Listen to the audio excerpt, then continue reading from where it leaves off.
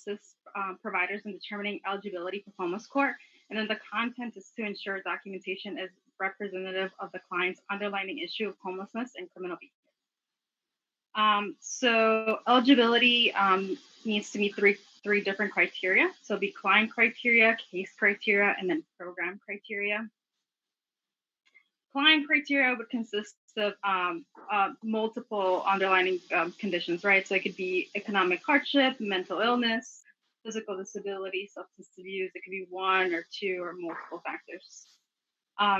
Case criteria, which is very important. So the case, in order for it to go through homeless court, it needs to be a case that happened in San Diego County.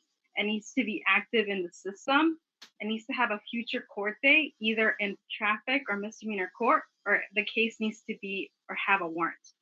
So this composes of multiple things, right? It could be minor infractions, which would be like public intoxication, open containers, jaywalking, moving violations, multiple DMV infractions, such as not like turning without a signal, not having their license or their registration, multiple things. So now MTS has actually become part of homeless court, and now MTS will hold and not submit the citation to San Diego Supreme Court if clients participate in what they call the diversion program. So I sent this out in the email. I'm going to go over the document with you guys. So can you guys see the document? You can see it. Can you see it? Yes, we can. Awesome. Okay. So now clients are able to use, so instead of us submitting the violation or the citation through homeless court, they can actually do some community service and be able to take care of that misdemeanor, that citation. It needs to be within 120 days of when they obtain that citation.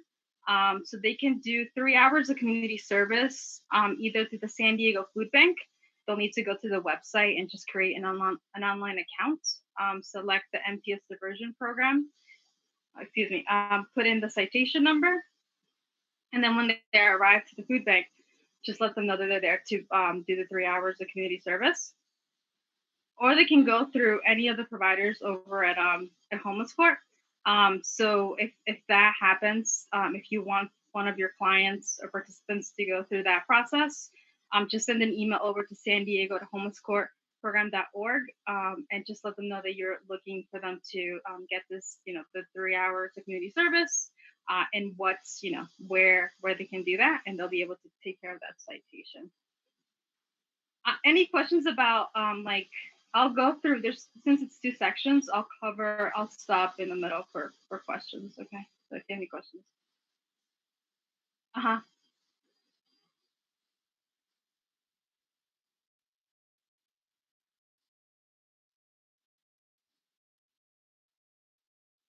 Yeah, so I'm going to go over that with you, how to find those citations. I'll go over that with you. Yeah, I'll show you all the different ways that you can find a citation. Okay, so let me just pull up my present again. So parking tickets are eligible for homeless court, but only parking tickets that happen in the city of San Diego. So if it happened outside of the city of San Diego, it will not be eligible for homeless court. It goes through what we call the Clean Slate program, and all those citations need to be provided via the referral form, which I'll go over in a different slide. The Clean Slate relief is only about to register owners of the vehicle, and we also need the license plate when you submit it in the referral clients in the form. And these are ways in which I'll go into detail on a different slide of how to utilize these different ways of obtaining the citation. So you can either have the physical citation, use the Odyssey portal results, obtain the court docket, DMV printout, or obtain a letter from Alliance One. And I'll go over that in a different slide. I'm not going to go into a lot of detail because this is a lot of legal stuff that I would rather not touch too much upon, and I would rather maybe go if you have any questions about this, it'd be best to just submit it to homeless court. But these cases are not eligible for homeless court. So if a case happened outside of San Diego County, it would not be able to be seen at homeless court. So if it happened in like Los Angeles County, it would not be eligible at homeless court. If you do have a case like that, you can submit that and over to San Diego Homeless Court and ask if they know someone or it can be referred to a different program. I know before the pandemic, a lot of different cities were looking to expand and also have homeless court added to their cities. So if you send that over to Matthew, the deputy public defender, he might know someone that may be able to help you. So that would be the best way to go about that. Domestic violence and new DUI cases, again, that's something that I would recommend just to reach out to homeless court about that. I'm not going to go into detail about that. Civil cases, cases that occur when your client was under 18, except traffic-related offenses, trolley tickets, driving without a license. All felony cases are not eligible for homeless court. Anything that's like probation-related, restitution-related, that is not going to be seen at homeless court. Federal cases, impound fees from parking or DMV fees will not be seen at homeless court. So does anyone have questions? So this portion was just about eligibility. I'll go over the process and address your question in a later slide. But in terms of, eligibility, do you have any questions?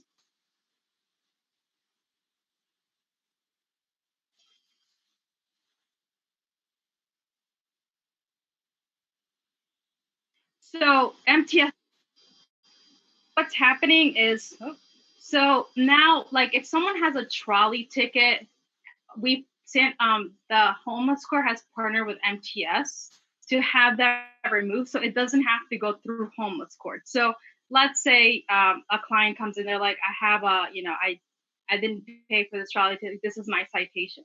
You can actually go through the MTS diversion program if it's within 120 days, and it won't need to go into court. You can actually, if they do 3 hours of community service, as long as you submit that over to, they do the 3 hours of community service and that provider sends over that email to the MTS contact, then that can be taken care of. Does that make sense?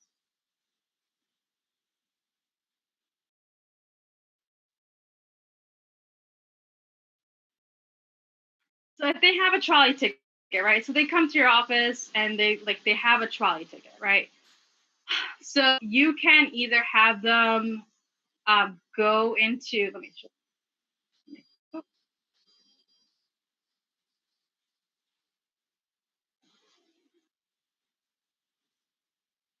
No, so so they can either go they can go into so I have this form should be attached in the email. So they can either go into the San Diego Food Bank and create an account and select the MTS diversion program and put in their citation. And if they go and do 3 hours of community service there, that citation will be taken care of. Or if you want to, so let's say like, I don't know, let's say Billy comes in, he has a trolley ticket, it was within 120 days, you can contact homeless court and you can say, I have a client who has a trolley ticket. I would like to utilize one of the homeless court providers to have this ticket be taken care of. He would like to do 3 hours of community service. They'll let you know where they can do the 3 hours of community service. So let's say they can come to CEO and do the 3 hours of community service. Once they come to CEO, do the 3 hours of community service, our director here will contact our point of our point of contact at MTS, and they'll take care of that trolley ticket. So it won't have to go to court.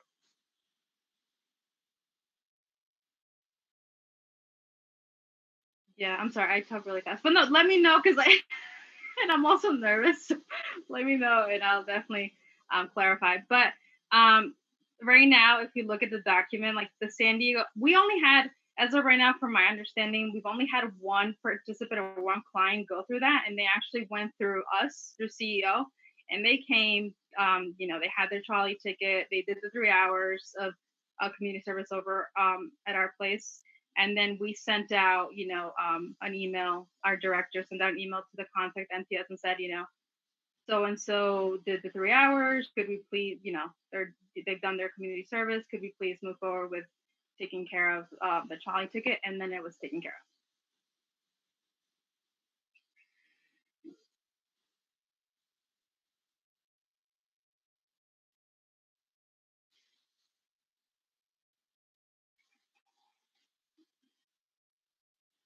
Yeah, so that's that would be, yeah, no, we don't have to fill out a certification. So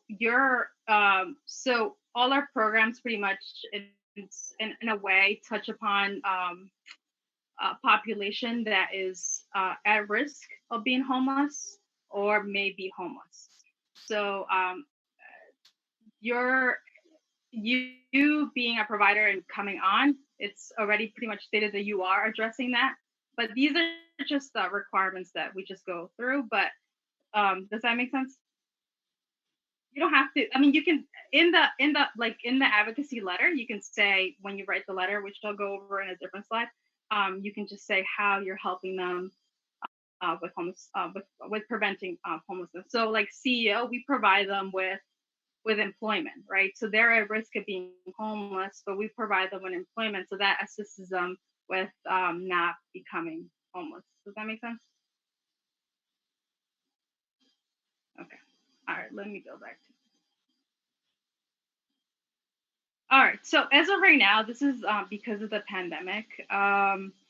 If your clients have outstanding warrants, you'll just contact Deputy Public Director Matthew, and he'll work with you to recall the warrants upon their entry and commitment to your program, and he'll see a future date status to get taken care of that. And also, I'll go over this in details. And then I just provided, this is also in the email. I provided, this is how you look up warrants. Here at CEO, this is something that we do very often. I'm not sure if this is something that's on other nonprofits, but this is where you would go. And it's also in the email and here, and you just input the person's last name, the first name, and they'll let you know if they have a warrant. You just want to make sure that that warrant is to the citation that you're gonna be advocating upon, right? Because they may have a warrant because of a different circumstance. So if you have the citation number, then you can just make sure that it's based upon the same thing. But I'll go over that in this next slide. Actually, let's do that first. Oh, okay. I think this was your question. So process to find a case. So right now, because we're in a pandemic, it's much harder to obtain citations. The DMV is working, so they can go to the DMV and get a printout of the citation. What I'm doing right now, what's really helped me and is contacting Alliance One. So if if their ticket was a couple years ago, Alliance One is a collections agency. They would have the citation information. Of course, when I have clients call, Alliance One, I let them know that it is a collections agency and to not provide too much information, like contact information or address, because they're there to go, collect funds. But they can call and say, hey, my name is so and so. And also, we suggest not to say that they're going to be, utilizing homeless court just because it is a collection agency, like I said. We don't, we advise not to say that. But say, I'm here, I want to, take care of this. Could you provide me with a citation number, and also the amount? And then I've had a lot of luck with this throughout this time because, the DMV wasn't open for so long. So a lot of my clients were able to call Alliance One and provide that information to me. So if it happened a couple years ago, even like 2017, 18, most likely Alliance One has that information. I have clients text me or write it down, so I know that it's the right citation number. And then what I do is, this is another form of another way to get citations. You use the Odyssey portal. So you just click on here. This is also in the email. So if they have a DMV citation, they'll be able to find it here. So you can go under where it says make payments, and you can. So let's say they called Alliance One. Let me move this. Sorry.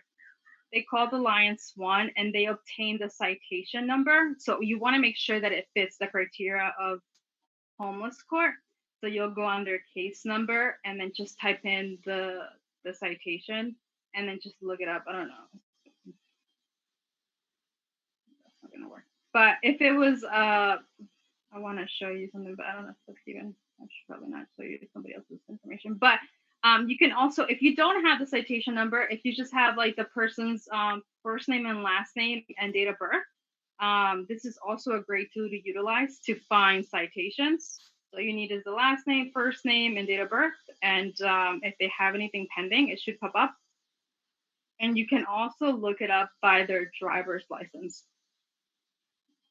So this is a great tool. I utilize this a lot. And like I said, if they use Alliance One and they give you the citation number, you just want to verify that it does fit, because it could be maybe like something else, right? You want to make sure that it is a misdemeanor that you can take it to homeless court, and you just put in the case number, and then I'll tell you, and I'll say like, let's say, I don't know, like tinted windows, right? Then that's something that we can take to homeless court.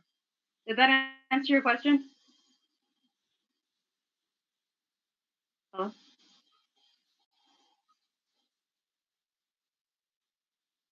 Yes, parking tickets. Yes, parking tickets. Yes.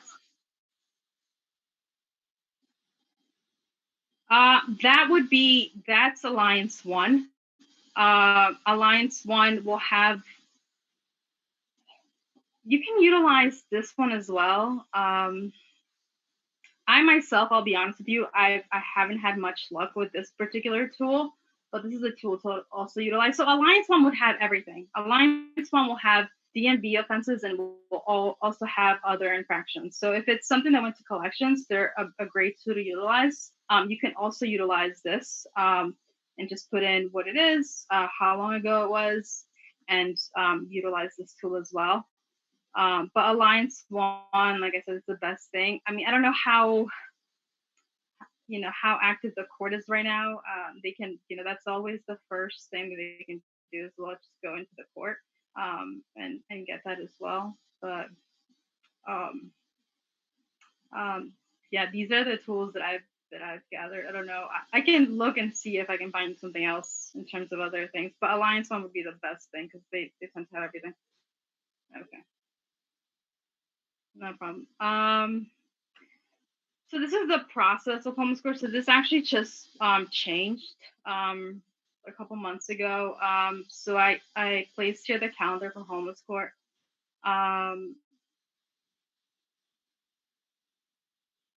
So every month, I'll say when the providers list is due. So for November, so in order for us to submit clients for November, they need to be submitted by November 16th, and they'll be on the calendar for November. So this is a great tool to utilize to know when we need to submit clients by every month. And this is actually the referral form. This is, like I said, it's a new tool. They just switched into this. So, so this is what we use to. So you found out when you need to submit a client, you have all their information, you worked on their letter advocacy. Now it's submitting them. So you'll input your name, like your contact information.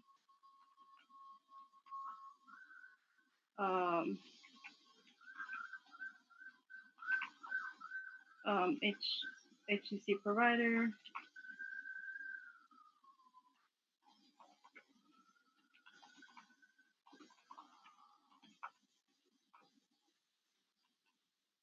Your name. I'm just gonna do this. Like your contact information.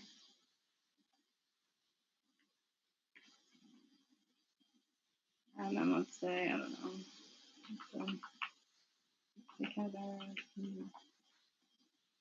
And then their intake, so when they started into your program, so what we'll do. 2019.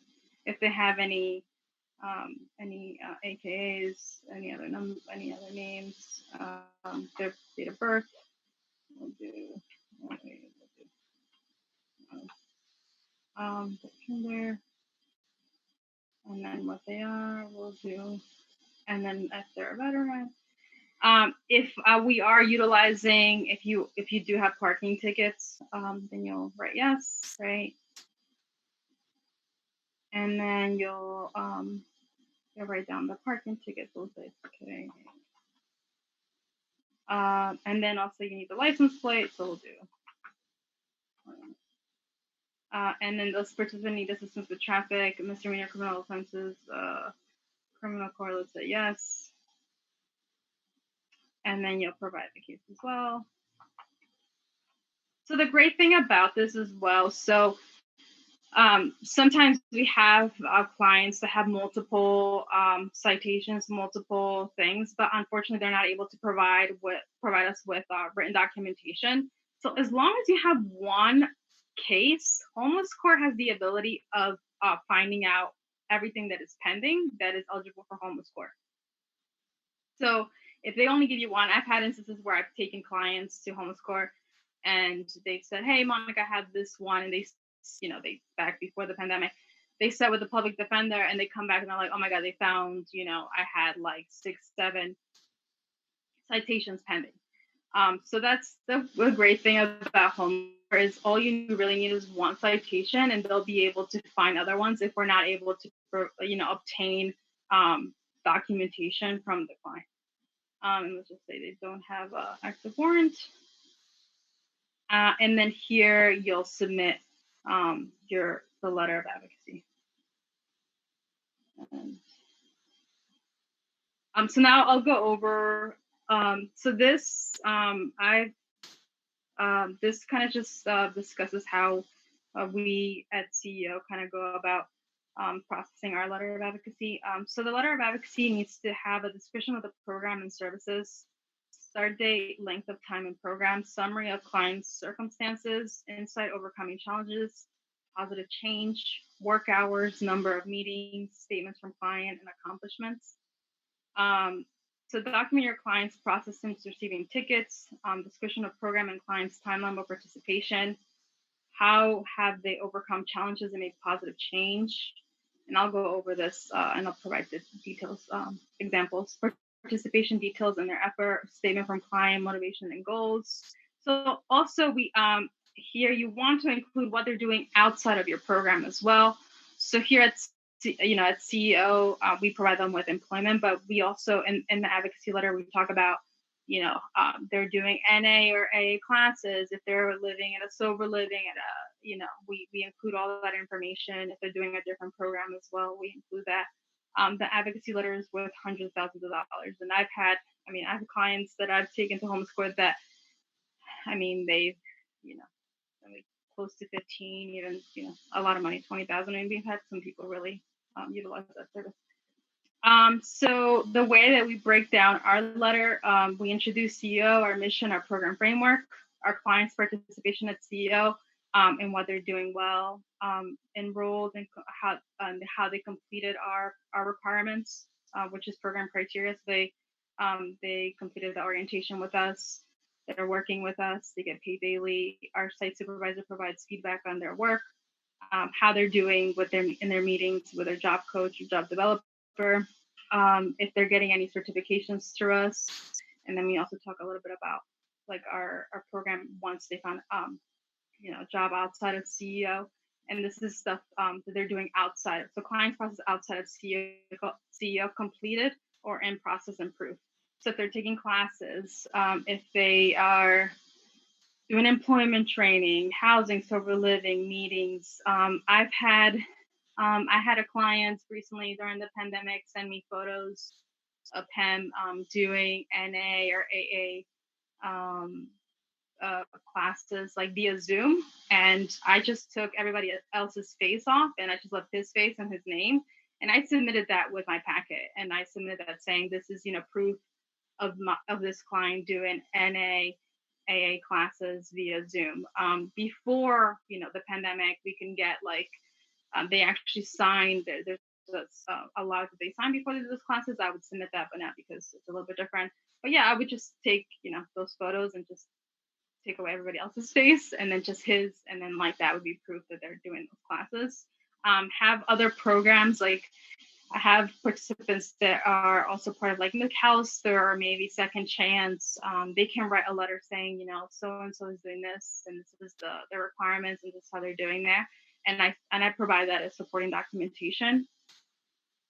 And as you speak with them, if you do your intake like if they're doing parenting classes, they're working on obtaining, their family back, what they're doing to do that. That's all stuff that they're doing outside of your program, or if your program provides help with that as well. And then how will homeless court benefit the client, right? So financially, it would be a relief, a mental burden. They'll get a fresh start. For us, getting their license back, it'll open avenues of employment. So we talk about that in the letter. So this is how we start the letter. So we put the Center of Employment Opportunities provides efficiency and comprehensive employment services to individuals with criminal convictions. CEO delivers life skills, education, short-term pay, transitional employment, full-time job placement, and post-placement services. So individuals will be less likely to become reincarcerated and more likely to build a foundation for a stable life. And then on the following paragraph, we talk about what they're doing, right, or what they did. So John Doe enrolled at CEO on December 12, 2018. He participated in life skills orientation for 1 day and is currently employed part-time at CEO's transitional work crew. He works 3 to 4 days per week as part of a 4-person calculations crew that provides litter abandonment for highways to San Diego County. He is paid daily and earns minimum wage per hour. Each day he works, Mr. Doe is evaluated by his CEO supervisor. And then we talk about what the supervisor has said, right? Site supervisor said he did well today. He's a team player. We like to highlight how they're doing. He has been recognized for putting forth effort at work, doing a great job, being respectful, and contributing with the supervisor. CEO's program, Mr. Doe is also required to apply to at least 3 jobs per week and has a weekly meeting with a job coach to create a resume and practice interviewing skills, or a job developer to assist him in applying to and following with job leads. He has been on time and prepared for his phone appointments since now it's pandemic. Everything is done through the phone. Mr. Doe is motivated to find full-time employment, and he's focusing his job search on janitorial positions. And then we touch upon after he is, employed outside of CEO. When Mr. Doe obtains employment outside of CEO, he'll participate in the 12-month retention program. I will keep in touch with him monthly, and he'll be eligible for services such as workplace counseling, skill training, financial counseling, future career planning, and job redevelopment in case of job loss. To celebrate employment milestones, he will receive a cash bonus from CEO to each for each month he maintains employment, and will be successful in completing CEO's program of his 1-year employment. 1 year.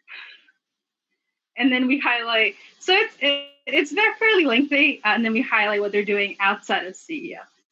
So Mr. Doe is also making process outside of CEO. He began preparing for his success while at East Mesa Reentry Facility by completing personal development classes and skills training. So we also touch upon what he did maybe on the inside as well. And I think I don't want to go through all this, but we try to highlight a little bit about our program, a little bit about what they're doing, how they're meeting program requirements, and then what they're doing outside of CEO to also move forward with their lives and become a productive member of society. And at the end, how will homeless court help in closing? How will having this financial burden lifted, how it would help them? So Mr. Doe views his participation in homeless court program as another step forward in his life. It will remove a financial burden, and he will be able to allocate his income to housing, basic needs, and his children. He will also have the ability to get his driver's license, and therefore have a greater job opportunity to work throughout San Diego, the San Diego County, and then we just put our contact information. So that's really the letter. Does anyone have questions about the letter?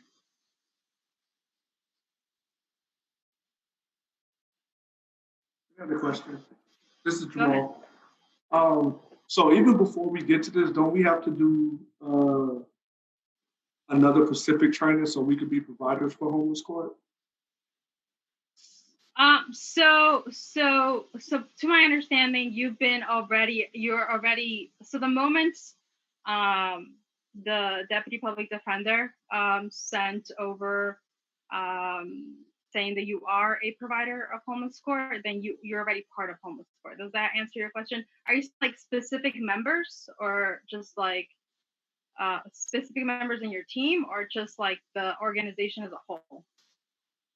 Oh, so I'm not sure because I'm not sure if it's the organization as a whole could do it or is it just specific to our program they could do it. 'Cause I thought like a member of our program would have to go through like that. I believe it's like a 2 day training. Yeah. And So then, if this was before the pandemic, there's one training that's provided, yearly training that's provided through Homeless Corps, which is pretty much they go through these slides pretty much. right. Um, but like right now, once Elaine obtained the email from Matthew saying that your provider has been approved and that you'll be moving forward, now it's up to like for example, like as CEO, I am the only one that advocates on behalf of participants. So let's say that I'm meeting with a job coach or a job developer. I'm the only one that like submits cases over to homeless court on behalf of CEO. Now that is up to, I don't how many people or how many of which one of you will be doing this on behalf of participants. That is, I think, up to the discretion of like program director or how that goes. Did that answer your question? Yeah, that answers it. Yeah. So I mean, it's great to just get this information. If later on you decide to be maybe one person or two persons of contact, then that works as well. But it's just it is a lot. But once you get the hang of it, it's pretty it's to the point. But it's a little bit harder now just because of the pandemic. It's so much harder to get citations. Before I would be like, okay, just go to the DMV and get a printout, or go to the court and get. It would be so much easier now because we want to avoid having them, if they don't have to go and do an interaction, we try to avoid that. So I think Alliance One has been, for right now, has been like my best friend to do this, but it was different times would be a lot easier. Um, uh-huh.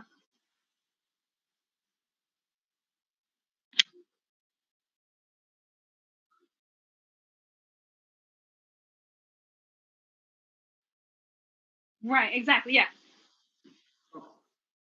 Right. So yeah, exactly. So Home Finder was approved. Exactly. So now it's up to, yeah, it's up to you or however it's dispersed for everybody to move forward, and how, yeah, that makes complete sense. I just wanted to touch a little bit about um, just like what it was like before. So before the pandemic, it would be every month, and like the client would have a counseling session with the public defender where we took them either to Father Joe's or San Diego Veterans Village, I think it is. And they would meet with the public defender and they would go over their citations, they would go over the advocacy letter, and kind of discuss their particular circumstance. And then there would be a second date where, the judge would come in and, either take care of the citation or, in my experience, most citations are taken care of. I think it's like 0.1% that aren't taken care of, but of course there is some cases, but most cases do go through home court. So this is like the process before, right? And it was monthly. Because of the pandemic, as of today, cases are being processed behind the scenes due to the pandemic. Um, so now it doesn't work like that. On my email, and let me know if I have to send this out again. So I also send an attachment. It's the homeless court agreement form. And this needs to be attached in the when you submit the letter of advocacy, because this allows the public defender to stand on behalf of the client without the client being present. So before, you would go with the client, I would go with the client, and we would, be with them as well, because we don't have these counseling sessions with the judge. They this document allows the public defender to stand on behalf of our client to get these fines and fees taken care of. So all we need is for the client to read this, right? Put their first name and last name, the court, which month we're submitting the client for, and the year, and then the date. They print their name, they sign it. Best contact information, address if any, right? So meaning if they're homeless, they can write they're homeless. The email address, and then the emergency contact. So if we don't have this with the pack, we won't be able to move forward. So this is very, very important. Does anyone have any questions on this?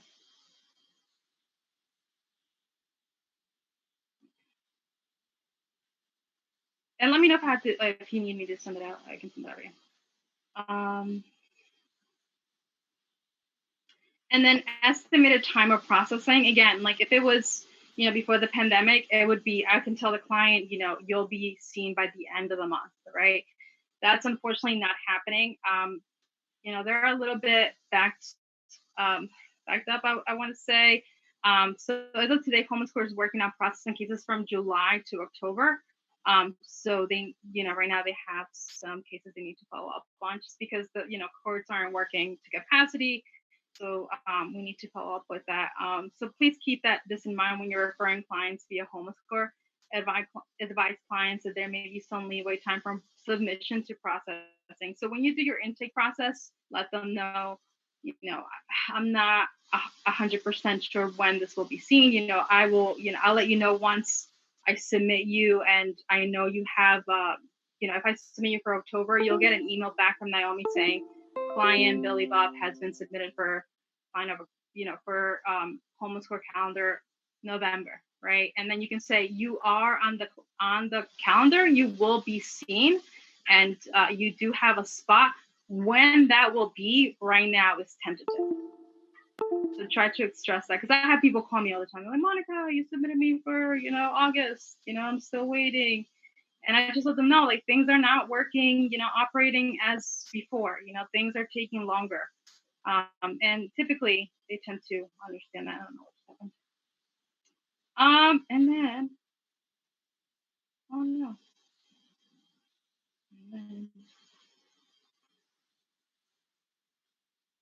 Yeah, I mean, do we have any questions? I know it's a lot of information.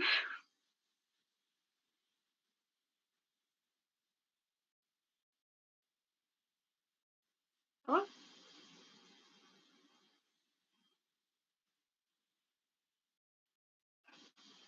Hello?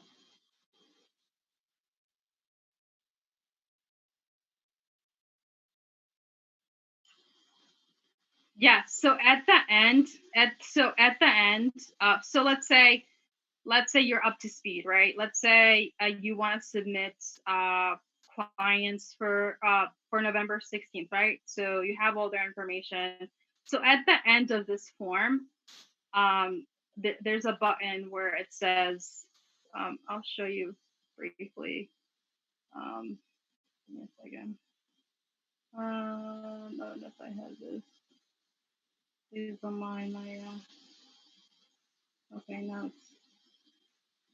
Okay, that's not gonna work because I think it's frozen. But at the end of this, it says submit letter. So you'll upload the letter. I'll show you what one, if I can find a letter, what it looks like. Let me see if I can submit it.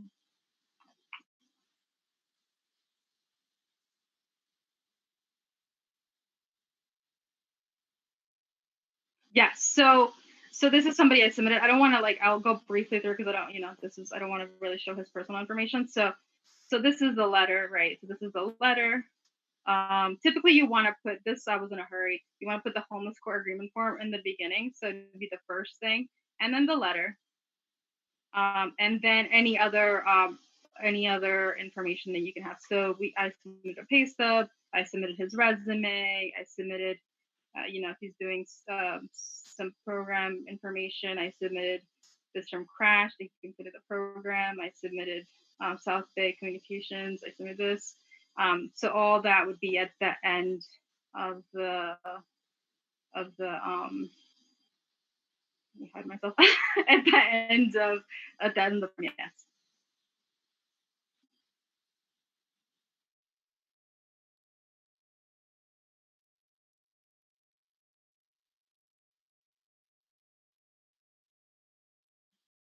Yes. So at the end, you'll submit. So it's one packet. So you'll submit the agreement form, submit your letter, you'll submit all the supporting documentation that you obtained. So if they're doing something outside of your program, you want to, even though we can write it, right? Nothing speaks louder than actually having supporting documentation. So if they're doing something at Crash, have them go there and say, hey, I'm doing this through homeless score. I really want, I want to demonstrate that I've done this. Could you please write me a letter? Even though there is HIPAA laws, right? Mostly every program will write nothing very like specific, but a general letter stating of what the client has been doing or what they did at the program. Hmm. And I know it's a lot of information. To be honest, the way that I really just took what they had and just like put in some new stuff with what most core had already. It's not that really think. I mean, I can work something else out now that I've done it. This is my first time going through it. I think there may be some where it can be improved. So I'll work on that. But if you have any questions, feel free to reach out to me, and I'll try to guide you through getting that information. But during your process, like once you sit with a client and you want to advocate on their behalf, really talk about their motivations, talk about how they're doing in the program, what they're doing outside of your program to move forward. Really understand their get their short-term goals, their long-term goals, and really stress that in the letter to demonstrate that that what they're doing to move forward. Yeah. Okay, I don't want to keep I don't want to take too much of your time. Yeah, let me know if you have any questions. Other than that, I just want to thank everyone for joining me and allowing me to share this information with you. And let me know if I can be of further assistance. My mouth is dry from talking so much, but let me know how I can help you if I can help you at all.